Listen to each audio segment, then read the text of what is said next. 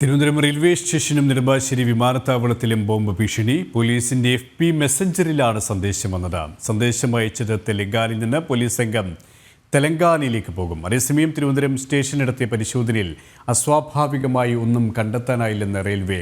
Protocol അനുസരിച്ചുള്ള പരിശോധനകൾ പൂർത്തിയായി. ട്രെയിൻ ഗതാഗതത്തിന് സുരക്ഷാ പ്രശ്നങ്ങൾ ഇല്ലെന്നും വിശദീകരണം. വിവരങ്ങളുമായി ശാലിനി ചേരുകയാണ്. ശാലിനി, തിരുവനന്തപുരത്തും കൊച്ചിയിലുമാണ് ഭീഷണി സന്ദേശം ലഭിച്ചത്. തെലങ്കാനയിൽ നിന്നാണ് സന്ദേശം എന്ന് സ്ഥിരീകരിക്കാനായിട്ടുണ്ട്. ഒപ്പം നിലവിലെ സാഹചര്യവും എന്താണ്? സുരേഷ്, ഇന്നലെ രാത്രി 12 മണിയോടെയാണ് കേരള പോലീസിന്റെ ഒഫീഷ്യൽ ഫേസ്ബുക്ക് പേജിന്റെ മെസ്സഞ്ചറിലേക്ക് ഇത്തരത്തിലൊരു സന്ദേശം എത്തുന്നത്. തിരുവനന്തപുരം സെൻട്രൽ സെൻട്രൽ റെയിൽവേ സ്റ്റേഷനിലും ഒപ്പം തന്നെ നെടുമ്പാശ്ശേരി വിമാനത്താവളത്തിലും ബോംബ് വെച്ചിട്ടുണ്ട് എന്നുള്ളതായിരുന്നു ആ ഭീഷണി സന്ദേശത്തിൽ ഉള്ളത്. പക്ഷേ ഇതിന്റെ അടിസ്ഥാനത്തിൽ പോലീസ് അന്വേഷണം നടത്തിയിരുന്നു. അന്വേഷണത്തിലാണ് തെലങ്കാനയിൽ നിന്നാണ് ഈ മെസ്സേജ് വന്നിട്ടുള്ളത് എന്നുള്ളത് കേരള പോലീസ് സ്ഥിരീകരിച്ചൊരു സാഹചര്യം ഉണ്ടായിരുന്നു. ഇതിന്റെ അടിസ്ഥാനത്തിൽ വിവരങ്ങൾ RPFന് നൽകുകയും ചെയ്തു. RPFന്റെ നേതൃത്വത്തിൽ വലിയ രീതിയിലുള്ള പരിശോധന ഇന്നലെ രാത്രി തന്നെ നടത്തുകയും ഇന്ന് ചില പ്രാഥമികമായ പരിശോധനകളും ട്രെയിനിനുള്ളിലടക്കം നടത്തുന്ന ഒരു സാഹചര്യം ഉണ്ടായി.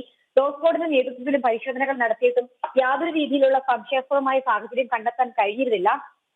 ട്രെയിനുകളെല്ലാം തന്നെ യാത്രായോഗ്യമാണ് എന്നുള്ളതാണ് റെയിൽവേ പോലീസ് ഇപ്പോൾ വ്യക്തമാക്കുന്നത്. റെയിൽവേയിലും അത്തരത്തിലുള്ള വിശദീകരണം തന്നെയാണ് ഈ ഘട്ടത്തിൽ നൽകുകയും ചെയ്തിട്ടുള്ളത്. പ്രധാനമായും ഈ ആശയക്കുഴപ്പം ഉണ്ടാക്കുന്നത് തെലങ്കാനയിൽ നിന്നാണ് ഈ മെസ്സേജിന്റെ ഉറവിടം. ഇതാരാണ്, എന്താണ് എന്നുള്ളത് പ്രാഥമികമായും തെലങ്കാന പോലീസ് സ്ഥിരീകരിച്ചിട്ടുണ്ട്. ഈ സാഹചര്യത്തിൽ കേരള പോലീസിന്റെ ഒരു സംഘം തെലങ്കാനയിലേക്ക് ഇന്ന് തന്നെ പുറപ്പെടുമെന്നുള്ളതാണ് നമുക്കറിയാൻ സാധിക്കുന്നത്. വ്യാജ സന്ദേശമല്ല എന്നുള്ളതാണ് നിലവിൽ ഇപ്പോൾ അറിയാൻ സാധിക്കുന്നത്. പക്ഷേ സംശയാസ്പദമായി ഒന്നും തന്നെ കണ്ടെത്താനായിട്ടില്ല എന്നുള്ളതും ഒരു ആശങ്ക കുറയ്ക്കുന്നുണ്ട്.